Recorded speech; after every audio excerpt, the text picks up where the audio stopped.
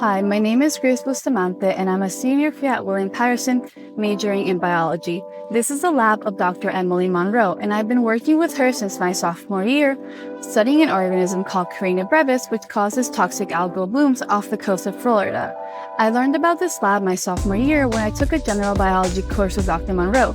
She mentioned her research, and I was really interested, so I just asked her if I could work with her, and she said yes. The biology major is really flexible because it's a general biology major.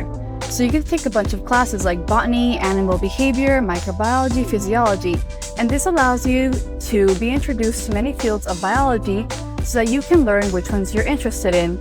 I used to think that I wanted to go to medical school, but taking microbiology, molecular biology, and working in this lab with Dr. Monroe made me realize that I actually love research and I want to get into it. So instead of going to medical school, I now want to get my PhD in biology. I feel very lucky to come here, and I hope that one day I can inspire someone the way I was inspired.